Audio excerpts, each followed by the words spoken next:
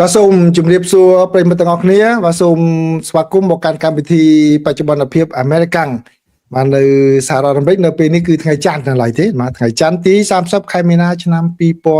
2026ដែលឡែកនៅក្នុងប្រទេសកម្ពុជាគឺថ្ងៃអង្គារទៅហើយបាទជិតដាច់ខែមីនាទៅហើយបាទវិលលឿនណាស់មួយខែលឿន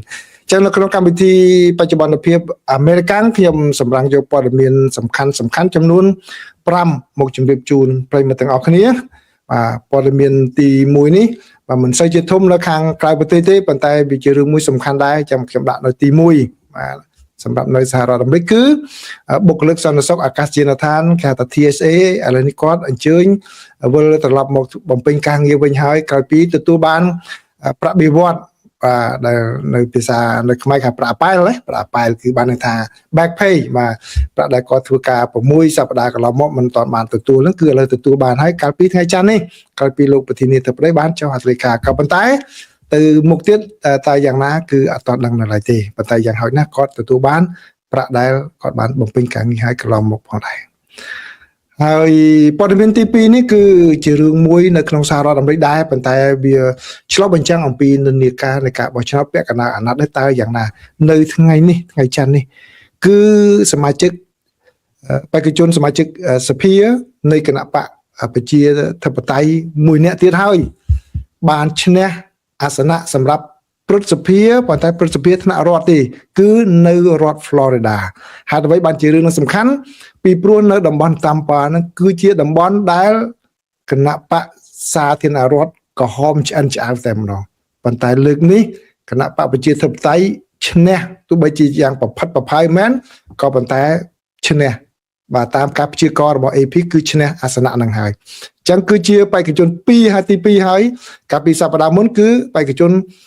រដ្ឋសភាថ្នាក់រដ្ឋបាទនៅក្នុងមណ្ឌលរបស់លោកត្រាំនឹងតែម្ដងបាទគឺឈ្នះមកខាងគណៈបកប្រជាធិបតេយ្យឥឡូវនេះនៅក្នុងមណ្ឌលដែលជារបស់គណៈបកសាធារណរដ្ឋគណៈបកប្រជាធិបតេយ្យឈ្នះទៀតដូច្នេះវាអាចជាចំណោលសម្រាប់ការបោះឆ្នោតថ្នាក់ជាតិពាក់កណ្ដាលហ្នឹងតើរឿងអ្វីនឹងកើតឡើង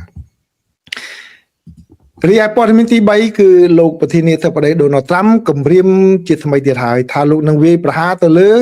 រោងចក្រថាមពលនិងប្រេងអ៊ីរ៉ង់ដែលការធ្វើការព្រមាននេះធ្វើឲ្យទីផ្សារភាគហ៊ុនទីផ្សារប្រេងចាប់ផ្ដើមមានបញ្ហាច្របូកច្របល់បន្តិចក្រោយពីលោកប្រធានាធិបតីប្រកាសកាលពីសប្តាហ៍មុនថាលោកផ្អាកការវាយ10ថ្ងៃធ្វើឲ្យតម្លៃប្រេងហ្នឹងគឺមានភាពនឹងនៅប៉ុន្តែឥឡូវនេះគឺលោកបានប្រមានជាថ្មីធ្វើឲ្យមានការច្របូកច្របល់បន្តិចដែរហើយព័ត៌មានទី4គឺនៅប្រទេសកម្ពុជារដ្ឋសភារបស់កម្ពុជាបានអនុម័តច្បាប់ប្រឆាំងការឆបោកតាមអនឡាញដែលមានទោសទណ្ឌខ្លះរហូតដល់ជាប់គុកមួយជីវិតផងដែរបាទនេះគឺជាការវិវត្តថ្មីដែលកើតឡើងនៅបាទសហរដ្ឋនៅប្រទេសកម្ពុជាហើយសហរដ្ឋអាមេរិកក៏មានបាទចូលរួមអបអរសាទរផងដែរគឺខាងលោកសីភិរៈធារីទូតរបស់សហរដ្ឋអាមេរិកនោះក៏បានទៅជួបជាមួយនឹងលោករដ្ឋមន្ត្រីក្រសួងយុទ្ធសាស្ត្ររបស់កម្ពុជានិងថ្លែងអំណរគុណកម្ពុជាចំពោះកិច្ចខិតខំប្រឹងប្រែងទប់ស្កាត់ការឆបោកតាមអនឡាញនេះផងដែរហើយព័ត៌មានទី6ទី5បាទគឺកប៉ាល់ដឹកប្រេងរបស់រុស្ស៊ីបានទៅដល់ប្រទេសគុយបាហើយដើម្បីផ្ដល់លក់ប្រេងទៅឲ្យប្រទេសគុយបាបន្ទាប់ពីលោកប្រធានាធិបតីដូណាល់ត្រាំបើកភ្លើងខៀវដោយបន្ធូរបន្ថយការរឹតបន្តឹងបាទពីមុនរុស្ស៊ីក៏ថាមិនអើពើទេចំពោះការព្រមាន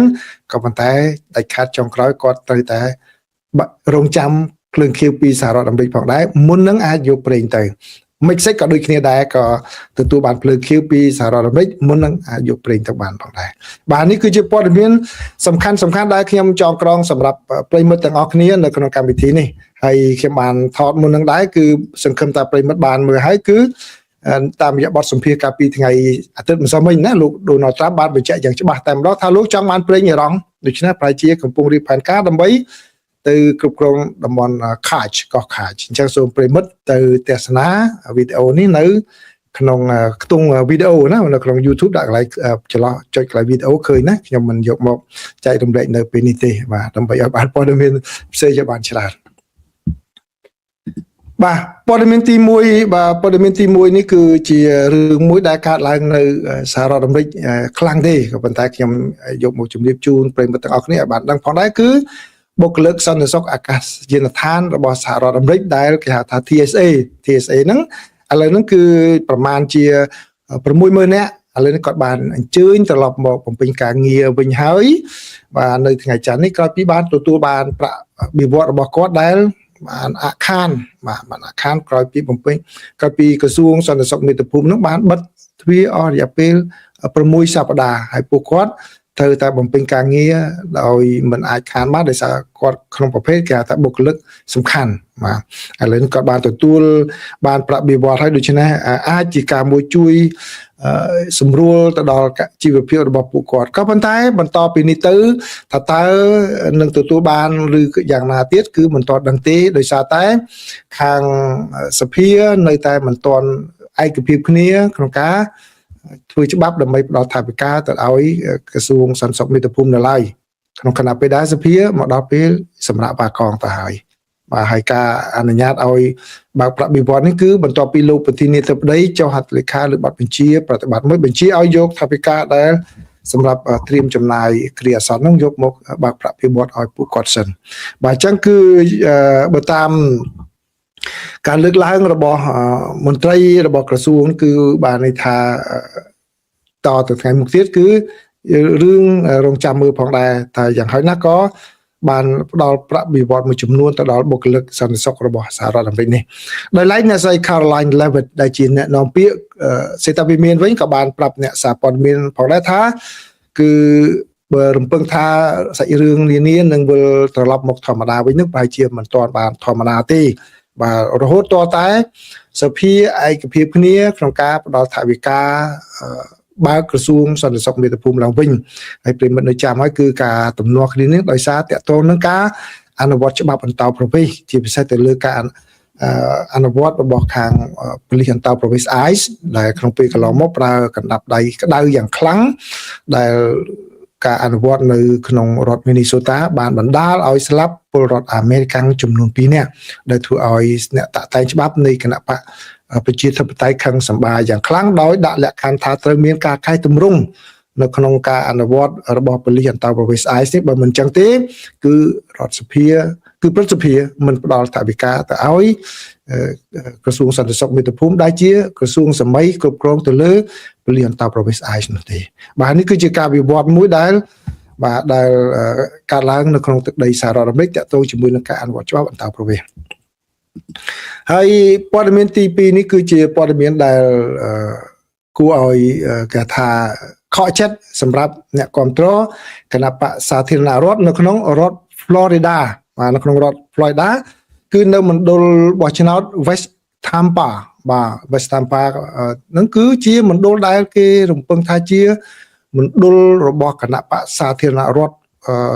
ខ្លាំងតែម្ដងដែលជាមូលដ្ឋានរឹងមាំមកបន្ទាយរបស់គណៈបកសាធារណរដ្ឋក៏ប៉ុន្តែនៅថ្ងៃនេះគឺបេក្ខជនដែលមកពីខាងគណៈបកប្រជាធិបតេយ្យបានប្រកាសជ័យជំនះនៅក្នុងការបោះឆ្នោតដណ្ដើមអាសនៈព្រឹទ្ធសភាថ្នាក់រដ្ឋទេណាព្រឹទ្ធសភាថ្នាក់រដ្ឋបានទៅខាងគណៈបកប្រជាធិបតេយ្យបើទោះបីជាការប្រកួតប្រជែងនៅទីនោះគឺមានលក្ខណៈប្រផិតប្រផៃប្រកៀកប្រកាត់គ្នាក៏ដោយមកពីព្រោះអីកាលពីសប្តាហ៍មុននោះគឺបោះឆ្នោតណាបោះឆ្នោតហើយខាងភ្លាមនោះគឺខាងគណៈបកប្រជាធិបតេយ្យគាត់ដឹងតែម្ដងគឺនៅមណ្ឌលដែលជាភូមិគ្រឹះរបស់លោកប្រធានាធិបតី Donald Trump គឺនៅ Mar-a-Lago ពេលហ្នឹងគឺខាងគណៈបកប្រជាធិបតេយ្យគាត់ឈ្នះបាទប៉ុន្តែដល់ពេលនៅក្នុងរដ្ឋនៅក្នុងមណ្ឌល West Tampa នេះ Tampa ខាងលិចហ្នឹងគឺអត់ទាន់អាចប្រកាសបានដោយសារតែលទ្ធផលប្រកៀកប្រកាត់ក៏ប៉ុន្តែនៅថ្ងៃនេះគឺខាងសារព័ត៌មាន AP គាត់ធ្វើ projection ធ្វើព្យាករណ៍ថាគឺគណៈបកប្រជាធិបតេយ្យជាអ្នកឈ្នះបាទអញ្ចឹងគឺជារឿងមួយដែលខកចិត្តសម្រាប់គណៈបកសាធារណរដ្ឋពីព្រោះអីយើងមើលអ្នកដែលតាមដានរឿងនេះយូរហើយគឺខាងគណៈបកសាធារណរដ្ឋនឹងគាត់ខំកែមណ្ឌលកែអីដើម្បីឲ្យមានប្រៀបទៅលើខាងគណៈបកប្រជាធិបតេយ្យណាដើម្បីតាមការចង់បានរបស់លោកត្រាំប៉ុន្តែលទ្ធផលបែរជា មិនជាទីពេញចិត្តរបស់គណៈបកសាធារណរដ្ឋបាទក្នុងគណៈពេលដែលគណៈបកប្រជាធិបតេយ្យពេលដែលបោះឆ្នោត2024នោះដូចជាបាទផុតដៃផុតជើងទៅហើយបាទគឺ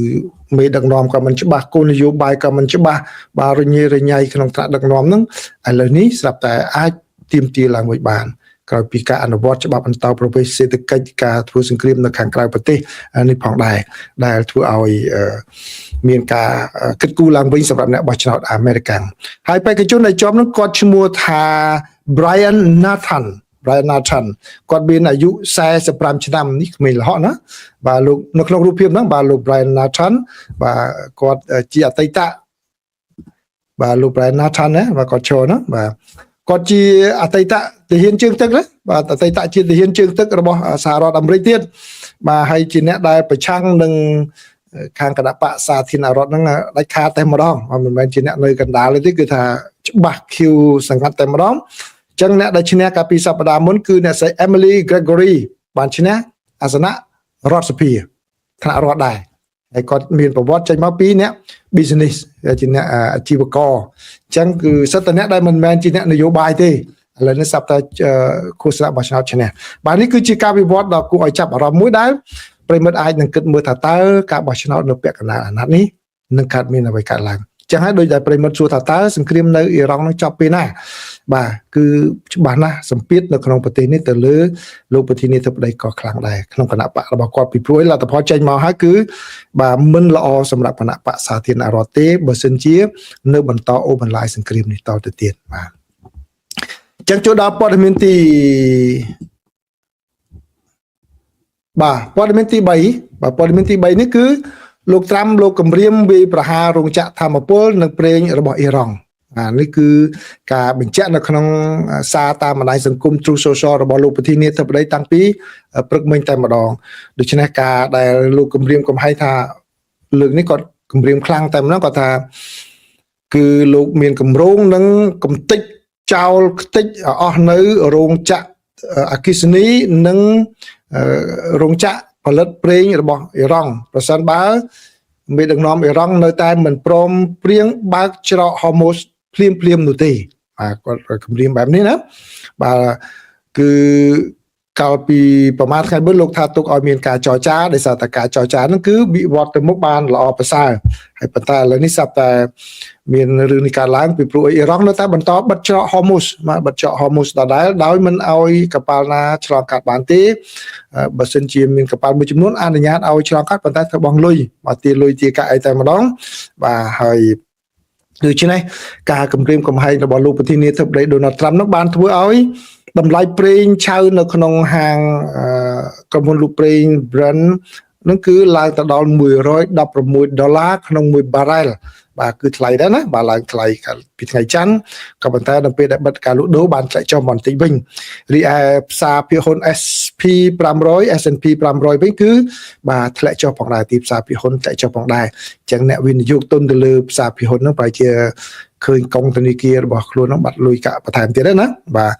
ឥឡូវនេះក្នុងគណៈពេលដែលសង្គ្រាមចូលទៅក្នុងដល់សប្តាហ៍ទី5ទៅហើយនោះបាទនៅតំបន់មជ្ឈិមបូព៌ាវិញគឺអ៊ីស្រាអែលបាននិយាយថាយោធារបស់ខ្លួនក៏បានបំផ្លាញអគារខ្ពស់អស់ប្រមាណជា100អគារបាទនៅក្នុងទីក្រុងបេរុតប្រទេសលីបង់ផងដែរដោយបានអះអាងថាអគារទាំងនោះត្រូវបានក្រុមហេសបូឡាប្រើប្រាស់ទីជាបញ្ជាការហើយអង្គការអូតង់វិញក៏បានឲ្យដឹងដែរថាខ្លួនបានបាញ់ទម្លាក់មីស៊ីលផ្លោងមួយគ្រាប់បាទមិនមែន drone ណា ballistic missile គឺមីស៊ីលផ្លោងមួយគ្រាប់ដែលបានហោះចូលទៅក្នុងដែនអាកាសរបស់ទូគីនេះគឺជាការជ្រៀតចូលក្នុងដែនអាកាសរបស់ NATO ហ្នឹងគឺ4លើកហើយជាលើកទី4ហើយប៉ុន្តែត្រូវបានបាញ់កំទេចចោលបានទាន់ពេលវេលាបាទដូច្នេះការគម្រាមកំហែងរបស់លោកប្រធានាធិបតី Donald Trump គឺលោកចង់ឲ្យមានការវិវត្តទៅមុខឲ្យបានឆាប់រហ័សតាក់ទងជាមួយនឹងការចរចាក៏ប៉ុន្តែការគម្រាមកំហែងរបស់លោកក្នុងពេលកន្លងមកក៏បានដកថយទៅវិញគឺមិននៅជាប់នោះទេដោយសារអីការដែលវាប្រហារទៅលើគោលដៅស៊ីវិលដូចជារោងចក្រគិសនីក្តីរោងចក្រចម្រាញ់ទឹកបាទការរោងចក្រទឹកសុទ្ធអីក្តីបាទរដ្ឋកោទឹកបាទគឺអាចនឹងស្មើនឹងអ ுக ្រិតកម្មសង្គ្រាមអញ្ចឹងហើយបានជាលោកតាមលោក mình toànធ្វើភ្លាមទេដកថយមួយឃ្លាដែរណាបាទចឹងនេះជាព័ត៌មានទី3ដែលខ្ញុំចងក្រងសម្រាប់ប្រិយមិត្តទាំងអស់គ្នាហើយព័ត៌មានទី4នេះបាទប្រិយមិត្តប្រហែលជាបានឃើញទៅហើយបាទនៅក្នុងប្រទេសកម្ពុជាគឺរដ្ឋសភារបស់កម្ពុជាបានអនុម័តច្បាប់ប្រឆាំងនឹងការឆបោកការប្រើប្រាស់ការឆបោកតាមអនឡាញបាទនៅក្នុងប្រទេសកម្ពុជាដែលយកប្រទេសកម្ពុជាធ្វើជាមូលដ្ឋានបាទខ្ញុំសូមដកស្រង់ពីសេចក្តីរាយការណ៍របស់ទីភ្នាក់ងារសារព័ត៌មាន AP ណា AP បានរាយការណ៍អញ្ចឹងប្រិមិត្តបានទទួលពីក្នុងប្រទេសនិងឬមួយប៉ុន្តែខ្ញុំចង់ជម្រាបជូនប្រិមិត្តពីខាងក្រៅប្រទេសតើការរាយការណ៍នឹងយ៉ាងម៉េចណាបាទ AP គាត់បានរាយការណ៍ថាអ្នកតាតែងច្បាប់របស់កម្ពុជាកាលពីថ្ងៃច័ន្ទបានបោះឆ្នោតជាឯកច្ឆន្ទតែម្ដងដោយសម្លេងឯកច្ឆន្ទតែម្ដងទៅលើច្បាប់ប្រឆាំងនឹងការបោកឆោបោកតាមអនឡាញហើយអាចនឹងដាក់ទោសអ្នកដែលប្រព្រឹត្តនឹងគឺរហូតដល់ជាប់ពន្ធនាគារអស់មួយជីវិតបាទបន្ទាប់ពីរដ្ឋាភិបាលកម្ពុជាបានសន្យាថានឹងបង្ក្រាបនៅប្រតិបត្តិការឆាបោកតាមអនឡាញនេះឲ្យអស់នៅដំណាច់ខែមេសាបាទខែទៀតណាសមាជិករដ្ឋសភាទាំង112រូបដែលបានបោះឆ្នោតយល់ព្រមទៅលើសេចក្តីព្រាងច្បាប់នេះដែលគឺជាក្របខ័ណ្ឌច្បាប់ដំបូងរបស់កម្ពុជាមានគោលបំណងជាក់លាក់នៅក្នុងការបង្ក្រាបនៅឧស្សាហកម្មឆបោកតាមអនឡាញដែលបានរកប្រាក់កម្រៃបានជាច្រើនហើយកន្លងមកបានធ្វើឲ្យគេឈ្មោះរបស់កម្ពុជាคล้ายទៅជាកន្លែងចំណុចកណ្ដាលនៃការឆបោកតាមអនឡាញប្រតិបត្តិការឆបោកតាមអនឡាញនេះគឺប្រព្រឹត្តឡើងដោយមានការសន្យាធ្វើជាផែនការវិនិយោគបោកប្រាស់ហើយក៏ដូចជាខ្លាចបន្លំមានសេចក្តីស្នេហាคล้ายតាមអនឡាញដើម្បីគម្រាមកំហែងប្រាក់ពីជនរងគ្រោះអស់រាប់ពាន់លានដុល្លារក្នុងមួយឆ្នាំពីជនរងគ្រោះនៅទូទាំងពិភពលោករដ្ឋមន្ត្រីក្រសួងយុទ្ធភ័ពរបស់កម្ពុជាគឺលោកការិតបានកត់សម្គាល់ថាប្រជាពលរដ្ឋអឺរ៉ុបពាន់នាក់បើជាពិសេសបណ្ដាប្រទេសមកពីអាស៊ីហើយត្រូវបានគេតាក់ទាញឲ្យចូលមកប្រធ្វើការនៅក្នុងកន្លែងឆបោកទាំងអស់នេះហើយត្រូវបានគេបង្ខំឲ្យធ្វើការនៅក្នុងប្រតិបត្តិការឆបោកតាមអនឡាញបាទដែលស្ថានភាពធ្វើការរបស់ពួកគេគឺហាក់ដូចជាស្ថានភាពទេសភាពមួយអញ្ចឹងដែរលោកការិតបានប្រាប់ទៅដល់អ្នកតាតែងច្បាប់របស់កម្ពុជាថាអ ுக ្រិតកម្មទាំងនេះគឺគម្រាមកំហែងទៅដល់សន្តិសុខសាធារណៈនិងក៏ធ្វើឲ្យខូចខាតនៅកេរ្តិ៍ឈ្មោះរបស់កម្ពុជាយ៉ាងខ្លាំងក្លានៅលើឆាកអន្តរជាតិច្បាប់នេះគឺរងចាំឲ្យខាងព្រឹទ្ធសភាពិនិត្យសម្រាប់សិនមុននឹងដាក់ថ្វាយទៅព្រះមហាក្សត្រនរោត្តមសីហមុនីឲ្យឡាយប្រហោសលេខាដើម្បីឲ្យប្រើប្រាស់ដោយបានបញ្ចូលទៅក្នុងច្បាប់នោះគឺអ្នកដែលដឹកនាំបញ្ជានៅការដ្ឋានឆបោកតាមអនឡាញនេះគឺអាចមានទោសពី5ទៅដល់10ឆ្នាំជាប់ពន្ធនាគារហើយនឹងពិន័យជាប្រាក់រហូតដល់$250,000ក្នុងករណីដែលពាក់ព័ន្ធជាមួយនឹងការជួញដូរមនុស្សគឺហើយនឹងការឃុំឃាំងមនុស្សដោយខុសច្បាប់និងដោយហិង្សាឬនឹងគឺអ្នកដែលប្រព្រឹត្តគឺជាប់ពន្ធនាគារពី10ទៅដល់20ឆ្នាំហើយប្រសិនបើអ្នកធ្វើការនៅក្នុងកន្លែងនោះបានស្លាប់បាត់បង់ជីវិតវិញគឺតាមធម្មតាគឺពាក់ព័ន្ធនឹងពេលដែលអ្នកទាំងអស់នោះរត់គេចខ្លួនពីមជ្ឈមណ្ឌលនោះគឺអ្នកដែលប្រព្រឹត្តល្មើសនឹងអាចជាប់ពន្ធនាគារពី15ទៅដល់30ឆ្នាំឬក៏អាចជាប់រហូតដល់មួយជីវិតផងដែរលោកឆៃស៊ីណារិតដែលជាទេសរដ្ឋមន្ត្រីដឹកនាំគណៈកម្មាធិការបង្ក្រាបការឆបោកតាមអនឡាញនោះកាលពីពេលថ្មីនេះបានប្រកាសថាអាជ្ញាធរបានបង្ក្រាបទៅលើទីតាំងសង្ស័យចំនួន250នៅក្នុងទូទាំងប្រទេសកម្ពុជាចាប់តាំងពីខែកក្កដាមកហើយបានបិទជាស្ថាពរចំនួន200លោកបានមានប្រសាសន៍ថាគឺកិច្ចខិតខំប្រឹងប្រែងនៅក្នុងការអនុវត្តច្បាប់នេះគឺបានបង្ហាញនៅលទ្ធផលដោយរៀបចំសំណុំរឿងចំនួន79ប្តឹងទៅតុលាការដែលក្នុងនោះមានគូកននិងជនល្មើសមេខ្លោងប្រមាណជា700នាក់ ទៅបានចោទប្រកាន់ហើយក្នុងអំឡុងពេលជាមួយគ្នានេះដែរគឺរដ្ឋាភិបាលក៏បាននិរទេសចេញនៅអ្នកដែលធ្វើការនៅមជ្ឈមណ្ឌលឆបោកតាមអនឡាញហ្នឹងជិត 10,000 នាក់ឯណោះដែលមកពីប្រទេសចំនួន 23 ដោយឡែកអ្នកជំនាញវិញគឺហាក់ដូចជាសម្ដែងនៅការមន្ទិលសង្ស័យបន្តិចគឺមិនទាន់អបសាទរទេគឺជាពិសេសគឺលោក Jacob Sim ដែលជាអ្នកស្រាវជ្រាវនៅសាកលវិទ្យាល័យ Harvard សាកលវិទ្យាល័យល្បីណាបាទដែលទទួលបន្ទុកខាងមជ្ឈមណ្ឌលអាស៊ីនោះគាត់បាននិយាយយោងទៅដល់ការអត្ថាធិប្បាយរបស់លោកឆៃស៊ីណារិតនៅក្នុងពេលកន្លងមកថាការបង្ក្រាបហ្នឹងគឺនៅមិនទាន់បានដោះស្រាយបញ្ហាតាក់ទងជាមួយនឹងគឺប្រព័ន្ធហិរញ្ញវត្ថុនិងក្រុមអ្នកដែលការពារអ្នកដែលប្រព្រឹត្តនឹងនៅឡើយទេគឺផ្ដោតតែទៅលើមជ្ឈមណ្ឌលនិងអ្នកធ្វើការនៅទីនោះអញ្ចឹងអ្នកដែលការពារប្រព័ន្ធហិរញ្ញវត្ថុសម្រាប់ដំណើរការហ្នឹងគឺនៅអត់ទាន់ប៉ះពាល់នៅឡើយអញ្ចឹងគឺនៅគាត់ថា intact គឺនៅមិនទាន់ប៉ះពាល់នៅឡើយដែលអាចឲ្យពួកអក្រិតជនបាទធ្វើប្រតិបត្តិការឡើងវិញឆាប់រហ័សផងដែរអញ្ចឹងលោកតាមប្រសាសន៍របស់លោកចាក់កុំស៊ីមលោកថាត្រូវតែបង្ក្រាបប្រព័ន្ធជួយប្រព័ន្ធដោះដូរថវិកាហ្នឹងហើយនឹងអ្នកដែលការពារអ្នកដែលប្រព្រឹត្តនឹងផងដែរបាទនេះគឺជា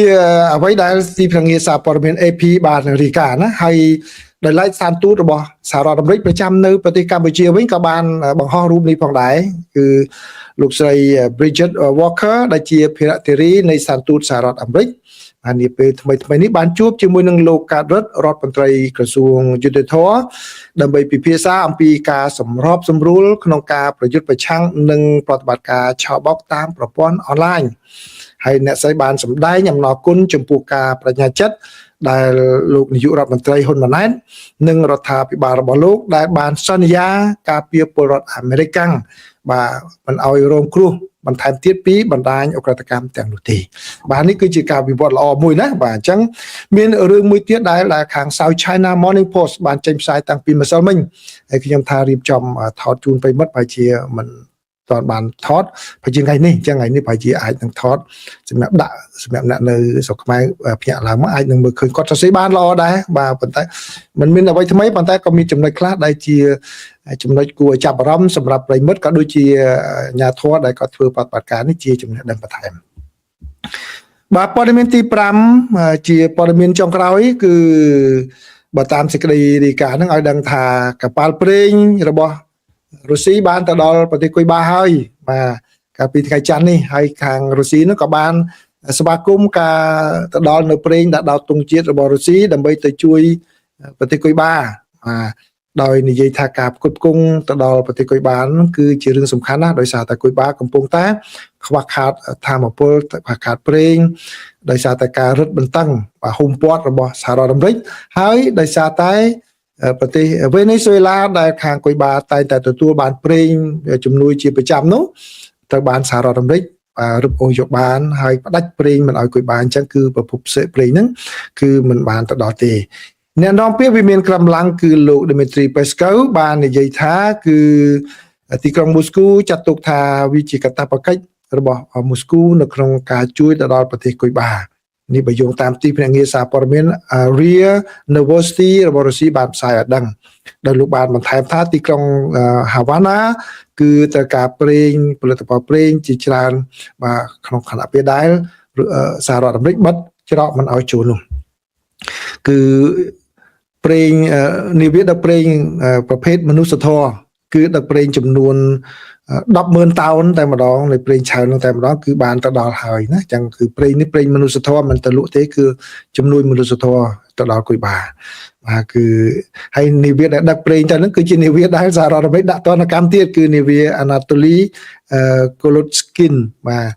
តែប៉ុន្តែសហរដ្ឋអាមេរិកក្រោយពីលោកប្រធានាធិបតី Donald Trump លោកបានថ្លែងថាលោកអត់មានប្រកែប្រកាន់អីទេ no problem លោកថា no problem បាទបើសិនជានាវាដឹកប្រេងរបស់រុស្ស៊ីចង់ចូលក៏អញ្ជើញចូលបាទលោកបានបន្ធូរបន្ថយអញ្ចឹងដែរបាទលោកបានថ្លែងប្រាប់អ្នកសារព័ត៌មាននៅលើយន្តហោះ Air Force One កាលពីថ្ងៃអាទិត្យម្សិលមិញថាបាទប្រទេសណាក៏ដោយលោកថាប្រទេសណាក៏ដោយប្រសិនបើចង់បញ្ជូនប្រេងទៅឲ្យគុយបាឥឡូវហ្នឹងបាទអត់បញ្ហាទេបាទ ទោះបីជារុស្ស៊ីក៏ដោយមិនមែនរុស្ស៊ីក៏ដោយអញ្ជើញបញ្ជូនទៅចុះហើយបើតាមសេចក្តីរាយការណ៍មកគឺមួយទៀតគឺឃើញគួយខាងមិចស៊ិកក៏បានបញ្ជូនទៅជួយផងដែរបាទនេះគឺជាព័ត៌មានសំខាន់ណាបាទព័ត៌មានសំខាន់ដែលខ្ញុំចងក្រងសម្រាប់ប្រិយមិត្តទាំងអស់គ្នានៅក្នុងកម្មវិធីបច្ចុប្បន្នភាពអាមេរិកាំងបាទអញ្ចឹងឥឡូវនេះគឺអរគុណប្រិយមិត្តច្រើនដែលបានចូលមកស្ដាប់ការចែករំលែកព័ត៌មានរបស់ខ្ញុំសូមអរគុណសូមជម្រាបលាណាហើយឥឡូវនេះសូមសំណេះសំណាលជាមួយនឹងប្រិយមិត្តបន្តិចមកបាទមើលទីមើ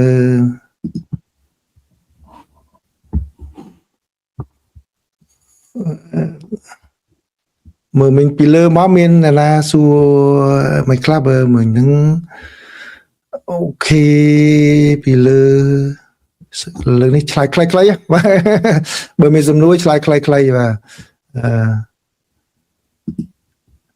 នេះសេបាទ1339ថាលោកពូមានគេអ្នកវិភាគថានៅពេលបោះឆ្នោតជ្រើសរើសប្រធានាធិបតីអាមេរិកថ្មីពិភពលោកនឹងរងស្ថានភាពដើមតើអាចទៅរួចដែរឬទេលោកពូបាទសំណួរហ្នឹងល្អបាទយើងសង្ឃឹមចឹងទាំងអស់គ្នាមិនថាទៅដាច់បោះឆ្នោតប្រធានាធិបតីថ្មីទេបោះឆ្នោតទៅពាក់កណ្ដាលអាណត្តិនៅខែ11ឆ្នាំហ្នឹងឆ្នាំនេះប្រហែលខែទៀតណាឥឡូវនេះខែ3ហើយខែ11យើងបោះឆ្នោតហ្នឹងក៏អាចនឹងផ្លាស់ប្ដូរដែរពីព្រោះឲ្យលោកប្រធានាធិបតីនៅដែរក៏ប៉ុន្តែបើកណ្ដាលខាងគណៈបព្វជិធិបតេយ្យគាត់ឈ្នះនៅរដ្ឋសភានៅព្រឹទ្ធសភាឬក៏ទៅធ្វើទៅរដ្ឋសភាវិញក៏ដោយមកគ្រប់គ្រងរដ្ឋសភាវិញក៏ដោយពីព្រោះឥឡូវនេះខាងគណៈបក្សសាធារណរដ្ឋណាគាត់គ្រប់គ្រងនៅរដ្ឋសភានោះប្រផិតប្រផាយទេបាទ218សម្លេងប្រផិតប្រផាយមែនតើ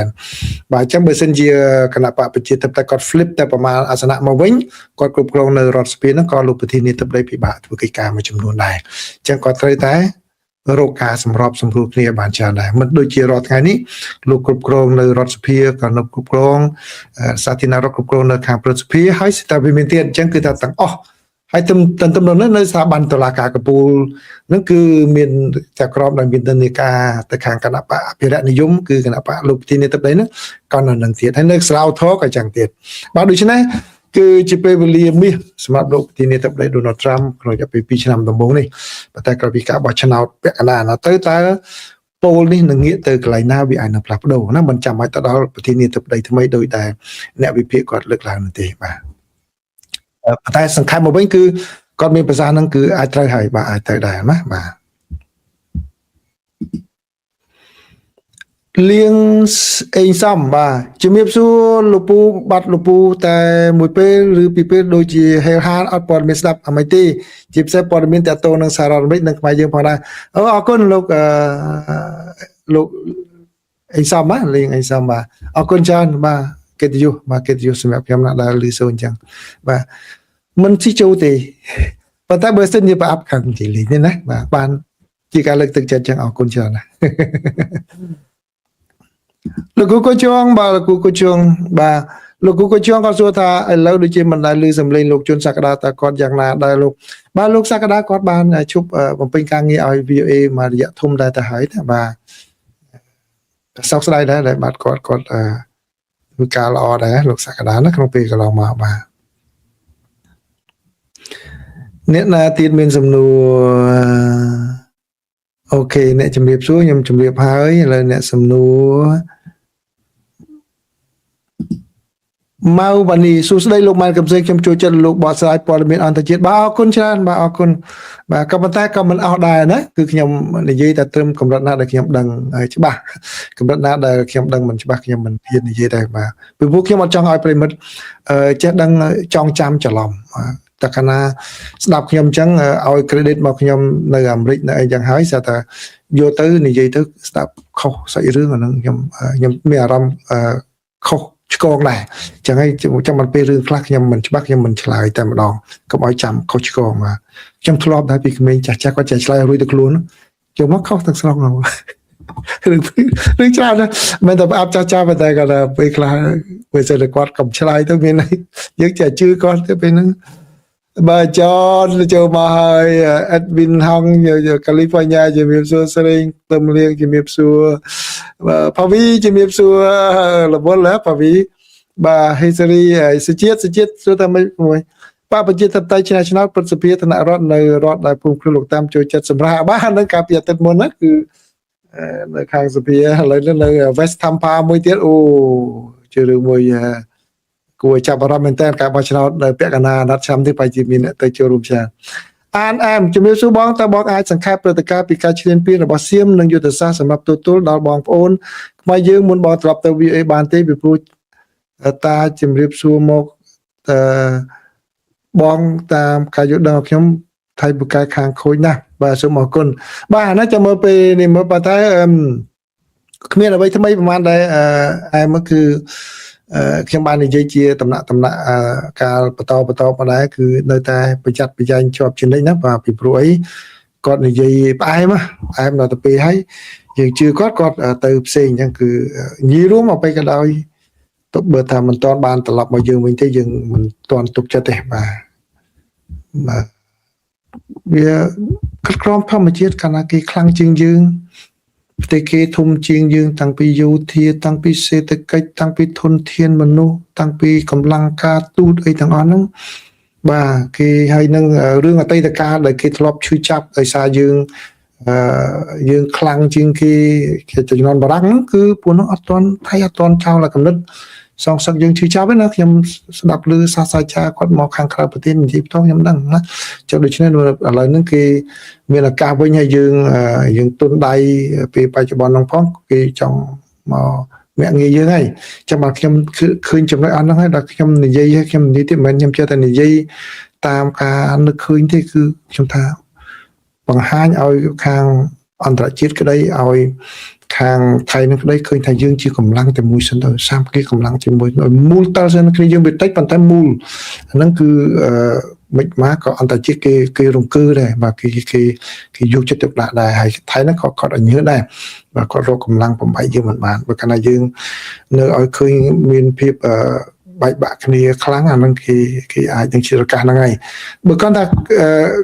កុំឲ្យច្រឡំរបៀបខុសគ្នាក្នុងការទស្សនៈខ្លះជួនកាលឧទាហរណ៍ខ្ញុំថាពីអូស័យទៅវិមានឯករាជ្យខ្ញុំចង់ជិះផ្លូវមនីវងចេញពីមនីវងអញ្ចឹងទៅឆាបនៅវត្តភ្នំបន្តិចមកចាំទៅដល់ផ្លូវនរោត្តមបុកតង់ទៅមានឯករាជ្យអ្នកទៀតថាអត់ទេចេញពីអូស័យមកឡើងផ្លូវមនីវងឲ្យបត់ស្ដាំទៅដល់ផ្លូវ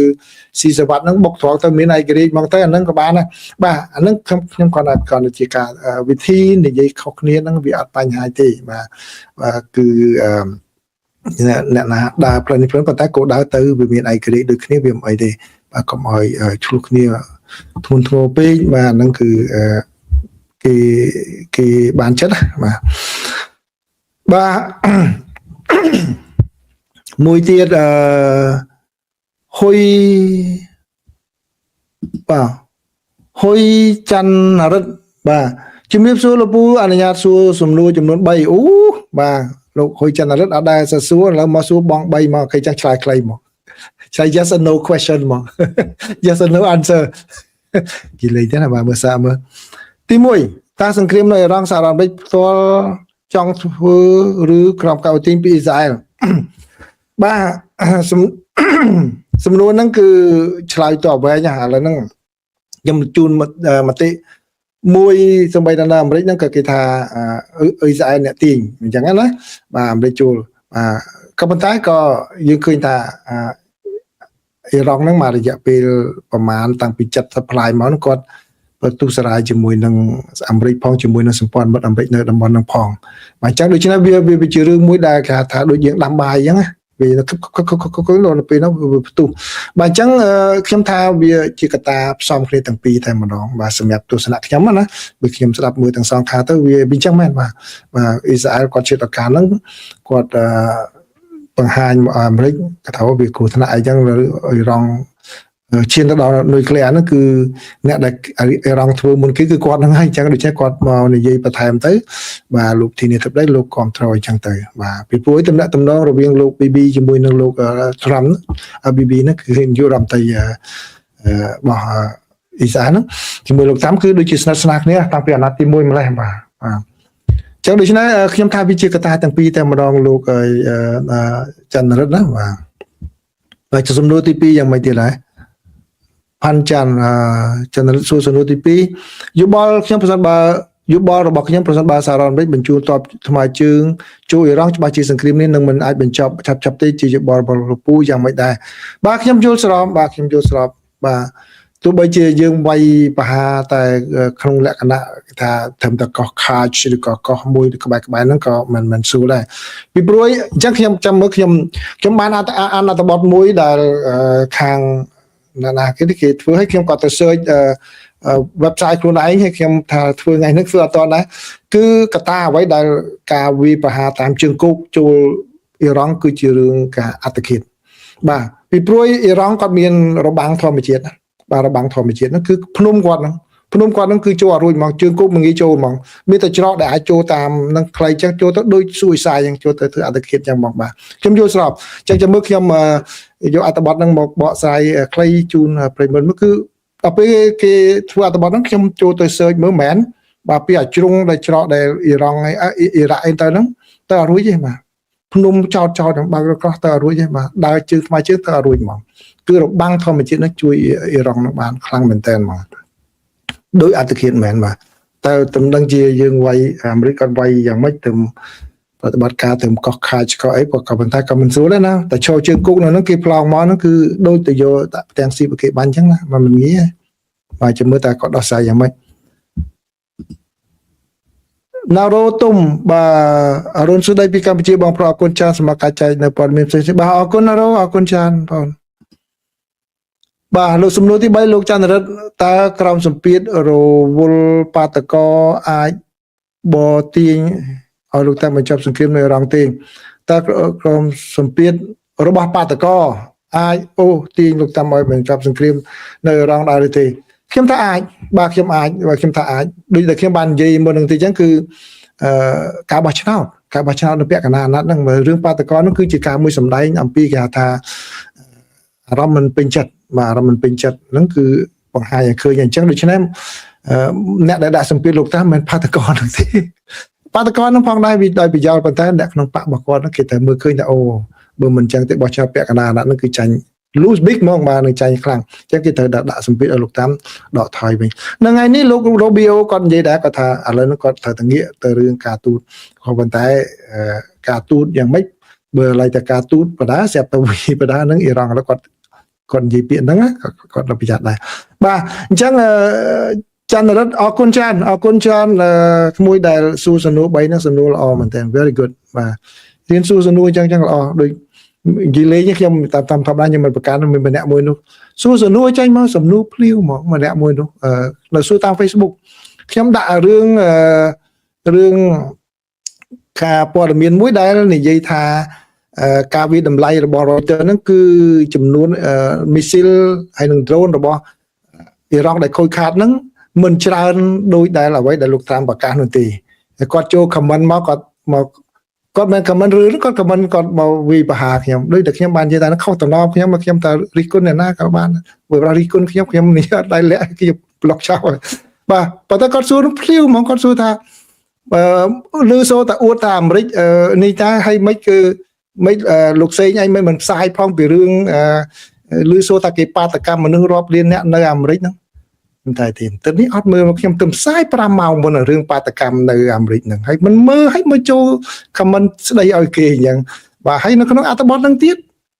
គឺមិនជាអត្ថបទលើកសរសើរលោកតាមគឺជាអត្ថបទដែលផ្អាប់លោកត្រាំទៀតអញ្ចឹងបានថាកម្រិត IQ គាត់នឹងវាល្ងងពីចំណុចណាហើយគាត់ទៅធ្វើចេះគាត់ដឹងថាអត្ថបទហ្នឹងគឺបើអ្នកគាំទ្រលោកតាមគេយកមកផ្សាយទេហើយមួយទៀតរឿងបាតកម្មខ្ញុំដាក់ហើយតែអញ្ចឹងជំរឿរបស់ខ្ញុំអ្នកដែលចុច like អា comment គាត់ហ្នឹងក៏ខ្ញុំ block អាខ្លួនគាត់ក៏ខ្ញុំ block ដែរជាលបនឹងអញ្ចឹងជាកុំឲ្យចូលមកនៅតាមឈឺក្បាលបាទគាត់ច្រឡំស្មាខ្ញុំអ្នកនយោបាយមែនទេបាទខ្ញុំអត់ដែរជាប្រតិភិបអីខុសរឿងបាទសាលីអាប់ដាស្លាមលោកពូតាការប្រើតបជើងទឹកយ៉ាយូរដែរគេសុំសនុពីសនុទេបាទណាលោកពូតាការប្រើតបជើងថ្មើរជើងចូលអ៊ីរ៉ង់វាគ្រាន់តែជាការគម្រាមដាក់សម្ពាធឬក៏សេណារីយ៉ូច្បាស់លាស់ហើយតើវាអាចផងខ្លួនទេតើលោកពូមានយោបល់បែបណាអ្នកសាលីក៏សួរសំណួរល្អដែរបាទសំណួរនឹងល្អសាលីគាត់បាទពូអរគុណដែរ យើងសួរសំណួរល្អៗទៅបាទវាអាចជាតាក់តិចដែរវាអាចជាតាក់តិចដែលលោកត្រាំលោកប្រើដើម្បីបញ្ឆោតដែរបាទពីព្រោះឥឡូវលោកត្រាំនោះគាត់ឆ្លាតតាំងពីវ័យអ៊ីរ៉ង់លើកទី1ខែ6មកហ្នឹងគាត់និយាយថាយើងអាចធ្វើយើងអាចមិនធ្វើយើងអាចធ្វើមិនធ្វើនឹងគឺជាប្រសាសន៍តាមក្រមចារកម្មដែលជំនាញគេឲ្យយល់គេ deceptive ហ្មងគេឲ្យពំវែងហ្មងបាទអាចដែរណាអាចដែរសាលីឲ្យគាត់ប្រើហ្នឹងដូចជា bargaining chip មួយសម្រាប់អុកនៅក្នុងតុចរចាដែរគាត់ថាបើសិនជាមិនព្រមដាក់តបជើងគោកទៅឥឡូវទៅដល់ហើយណាដាក់ទៅដល់ទៅដល់ឆ្ងាយដាក់តែខាយហ្នឹងដើម្បីឈោកកនេះឯងអត់សេដ្ឋកិច្ចហើយខ្ញុំដាក់កម្លាំងការពារហ្នឹងបើកហូម៉ូសនឹងវិញណៃធ្វើឲ្យការដែរវាអញ្ចឹងដូច្នេះវាពីព្រោះគាត់ដឹងថាឥឡូវកម្លាំងអាកាសរបស់ខាងអ៊ីរ៉ង់ឡើងហោះរួចទេសតផ្លោងសប្រមាណគេជួនកាលអ្នកចរចាខ្លះនេះបាទខ្ញុំធ្លាប់និយាយប្រហែលដងបើឥឡូវខ្ញុំមិនយកមិននិយាយភាសាទៀតដោយសារខ្ញុំនិយាយយូរហើយតាំងពីកម្ពុជាមិនទាន់មានរឿងណាប៉ុន្តែលើកនេះដោយសារកម្ពុជាមានរឿងសង្គ្រាមជាមួយនឹងថៃចឹងខ្ញុំមិនយកចំណុចនោះមកនិយាយជាឧទាហរណ៍កុំឲ្យមានការបកស្រាយច្រឡំបាទអ្នកខ្លះគេចរចាគេឆ្លាតណាគេយកតួលេខទាហានយើងនៅកម្លាំងប៉ុណ្ណាដាក់លើតុឲ្យមើលមកណែឯងមានប៉ុណ្ណេះខ្ញុំបានប៉ុណ្ណេះអ្នកចរចានោះគាត់កាំងបណ្ដោយពេលខ្លះគេដាក់ចំណុចខ្សោយយើងនៅលើតុជួនកាលគាត់អាចយកហ្នឹងដែរឥឡូវខ្ញុំមកដល់ប៉ុណ្ណេះណែឯងមានប៉ុណ្ណេះអ្នកចរចានោះគាត់ទៅញ័រដែរបាទមួយសួរសំណួរហ្នឹងល្អបាទដូច្នេះយើងអត់ដឹងច្បាស់ទេបាទខ្ញុំក៏អត់ដឹងច្បាស់ដែរវាអាចទៅជា scenario អញ្ចឹងមែនបាទស្ទឹងសែនរេស្តូរ៉ង់បងខ្ញុំឃើញគេធ្វើបាតកម្មប្រឆាំងលោកតាមរហូតដល់តាំងពីគាត់ឡើងកាន់ម៉ៃដល់ពេលនេះតែដូចជាមិនមានឃើញការផ្លាស់ប្ដូរនៃការដឹកនាំការសម្រេចលោកតាមសោះតែគាត់ចង់ធ្វើអ្វីនៅតែធ្វើនឹងផ្លាស់ប្ដូរណាបាទកាលពីមួយឆ្នាំមុនខ្ញុំនិយាយតែរឿងករណី VOA មួយចុះករណី VOA មួយក៏នឹងយើងនឹងថាអាចនឹង VOA បិទបានណាតែខ្ញុំប្រាប់សហការីខ្ញុំថាបើសិនជាយើងអាចអូសរួចឆ្លងទៅផុតឆ្នាំនេះអាចផុតឆ្នាំ2025ចូលដល់ដើមឆ្នាំ2026អាចនឹងផ្លាស់ប្ដូរ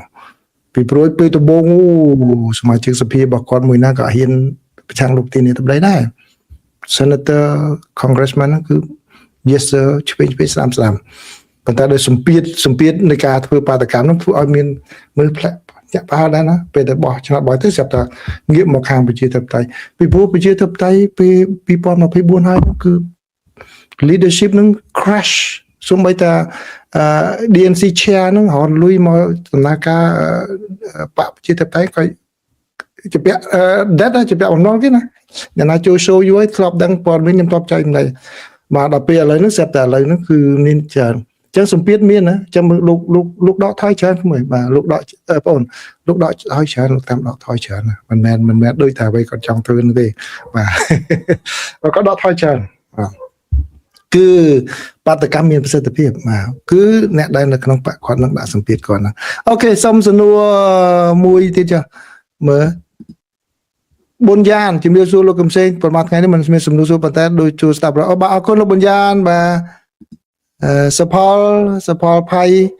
លោកពូតាការលោកដៃចូលក្នុងសង្គ្រាមពីសំណាក់ក្រុមហ៊ូធីនៅយេម៉ែនអាចជាមូលហេតុនៃភាពលំបាកក្នុងការបញ្ចប់សង្គ្រាមនៅមជ្ឈមបូព៌ាកម្រិតណាបូកជាមួយនឹងភាពរឹងរូសផ្នែកការទូតរបស់អ៊ីរ៉ង់បាទនេះគឺជាក្តីបារម្ភដែលខាងអ្នកជំនាញមួយចំនួនគេបានលើកឡើងណាថាគឺជាការបរិយាបន្ថែមទៀតក៏ប៉ុន្តែយើងត្រូវដឹងចេះពួកហូធីហ្នឹងវាជាកូនជើងរបស់អ៊ីរ៉ង់បើមិនបើអ៊ីរ៉ង់គាត់ព្រមក៏វាត្រូវតែចាប់តាមនោះដែរគាត់ថាវាធ្វើឲ្យប៉ះពាល់ទៅដល់ទីផ្សារហិរញ្ញវត្ថុពិភពលោកសេដ្ឋកិច្ចពិភពលោកវាស្មុគស្មាញហើយវាអាចជួយអ៊ីរ៉ង់ក្នុងការចរចាដែរកម្លាំងក្នុងការចរចាដែរថាកម្លាំងបំផ្លាញរបស់អ៊ីរ៉ង់អាចមានខ្លាំងអញ្ចឹងបើសិនជាអាមេរិកដាក់សម្ពាធគាត់ខ្លាំងគាត់នៅអូសកាឡាគឺអាចនឹងប៉ះពាល់ទៅដល់ពិភពលោកជាពិសេសអ្នកនៅអាស៊ីហ្នឹងគឺយើងដឹងមកដល់ពេលនេះមានអ្នកខ្លះជេរប្រធានាធិបតីខ្ញុំបដាជេរខាងលោកតាមខ្ញុំដឹងតំងជួចាក់សាំងបដាជេរប្រធានាធិបតីត្រាំបដាប្រធានាធិបតីខ្ញុំបដាបាទអូខេហ្នឹងហើយបាទអូខេឥឡូវសូមមកសំណួរចុងក្រោយរបស់ភាវីថាម៉េចភាវីគាត់ថាជំរាបសួរបងតើលោកដូណាល់ត្រាំអាចធ្លាក់ប្រជាប្រិយភាពខ្លាំងទេការដែលលោកសម្រេចចិត្តវារងជាការសម្រេចចិត្តខុសឬយ៉ាងណាបងប្រជាប្រិយភាពគាត់ធ្លាក់មកដល់39%នោះក្នុងព័ត៌មានដែលខ្ញុំបានជម្រាបជូនថ្ងៃមុននោះគឺធ្លាក់ច្រើនតើប្រជាប្រិយភាពគាត់ធ្លាក់ច្រើនបាទ អូច្រើនណាស់បែបឆ្លើយមកឲ្យបាទឥឡូវហ្នឹងអូខេសាលីលពូទទួលបានសម្បត្តិនោះតើវានឹងបើកដំណើរការភ្លាមៗអត់ទេយូរណាស់មានកិច្ចការច្រើនណាស់តែទៅធ្វើច្រើនណាស់បាទខ្ញុំមិនអាចនិយាយអស់បានតែមានកិច្ចការត្រូវធ្វើច្រើនណាស់ហើយទៅធ្វើផ្ទះនឹងយូរគាត់ថា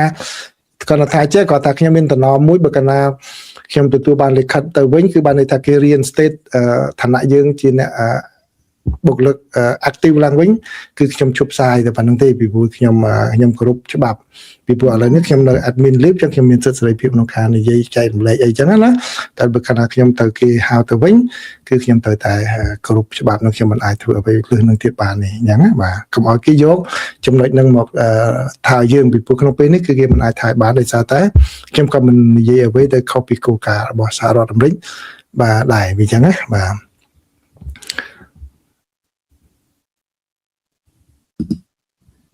ជាតិគិរីតែសួរលើកទី1 Hello បងតើ USA អាចព្យាករពីផលប៉ះមុនទេពេលវារងអត់មានព័ត៌មានសាធារណៈសោះហ្មងបាទម្នាក់ភ្ញាក់បាល់ដែលលោកធានាទៅប្រៃវិជាឲ្យហោះចូលទៅគាត់ដឹងថារឿងនោះវាទៅអាចវាយអញ្ចឹងប៉ុន្តែគេថាផលប៉ះពាល់ការវិតម្លៃនោះគឺអត់ទាន់មានដឹងសោះតែម្ដងបាទគាត់ថាគេតាមការនិយាយកន្លងមកគឺថាវាជារឿងមួយលំបាកបាទហើយក្នុងការធ្វើសង្គ្រាមនៅអ៊ីរ៉ង់នោះដែលខាងសមាជិកសភាទាំងពីរគណៈបកតែម្ដងអ្នកតាក់តែងច្បាប់របស់គណៈបកទាំងពីរគឺគាត់ខ្លាចសង្គ្រាមនឹងអូសបន្លាយកាន់តែវែងអញ្ចឹងណាគាត់មានអារម្មណ៍ខ្លាចបារម្ភយ៉ាងដែរបាទពីព្រោះគេដឹងរឿងច្រើនបាទអូខេអរគុណសុជាតិបាទឥឡូវសូមចុងក្រោយមួយអូខេវិរៈខំសួស្ដីលោកកំសែងខ្ញុំឃើញបណ្ដាញសង្គមនៅកម្ពុជាថាថ្មីនេះអ៊ីរ៉ង់បានចាប់ទាហានអាមេរិកនៅកោះខាចតែប៉ុននេះពុតទេសូមអរគុណអត់ទៅដល់ព្រឹងចាប់តាណាអត់មានទេបាទប៊ុនឈៀនថាមិនទេបងគណៈសៀមនឹងបង្កើតរដ្ឋាភិបាលថ្មីចេញហើយសពពេលហ្នឹងបាទក៏បានលុប MOU ចុះតែគេយើងទៅយកយន្តការអ្វីមកនិយាយជាមួយសៀមបាទនឹងបើតាមអ្នកជំនាញណាលោកប៊ុនឈៀនខ្ញុំអត់ដូចខ្ញុំបានជំរាបម្ដងហើយម្ដងទៀតថាខ្ញុំអត់ជំនាញខាងហ្នឹងទេគឺមានតែត្រឡប់ទៅកិច្ចព្រមព្រៀងអន្តរជាតិដែលបារាំងសៀមនឹងមានមកវិញនឹងហើយអញ្ចឹងណាបាទគឺគេថាត្រឡប់ទៅនឹងវិញយន្តការដែលមានចាស់ហ្នឹងបើពីព្រោះអី MOU ហ្នឹងគឺដើម្បីបើសម្រួលក្នុងការចរចាគ្នាឬក៏គេអាចនឹងជួបចរចាគ្នាឡើងវិញដែរពីព្រោះគោលបំណងរបស់អានុទីនគាត់ថាគាត់ចង់ចរចាមិនអញ្ចឹងហ៎បាទចរចាឡើងវិញណាគាត់យកគំរូម៉ាឡេស៊ីថាចរចា7ឆ្នាំទៅមកបានសម្រាប់អានេះមិនជាមួយកម្ពុជាចរចាលះពេកអញ្ចឹងណាបើអាចនឹងការចរចាគ្នាស៊ីសងលើភាគីទាំងពីរឯកភាពគ្នាទេបាទប៉ុន្តែអ្នកដែលជំនាញទាំងកម្ពុជានិងថៃក៏ថាបើកាលណាលុបចោលគឺវាទៅត្រឡប់ទៅកិច្ចព្រមព្រៀងឆ្នាំ1904 1907អី604ណាខាងដីគោកហ្នឹងជាមួយនឹងកម្ពុជាសៀមបារាំងសៀមនឹងឡើងវិញបាទហ្នឹងតាមគាត់លើកឡើងណាបាទខ្ញុំមិនបានសិក្សាលម្អិតទៅដល់កន្លែងហ្នឹងដែរបាទអញ្ចឹងសូមអរគុណប្រិមិត្តច្រើនដែលបានចូលមកសួរសំណួរខ្ញុំអរគុណអ្នកដែលសួរសំណួរល្អច្រើនខ្ញុំរៀនសូត្រដែរខ្ញុំរៀនសូត្រដឹងពីប្រិមិត្តច្រើនតាមរយៈការសួរសំណួរនេះអញ្ចឹងយើងនឹងជួបគ្នានៅក្នុងកម្មវិធីបច្ចុប្បន្នភាពអាមេរិកនៅថ្ងៃស្អែកបាទសូមអរគុណសូមជម្រាបលា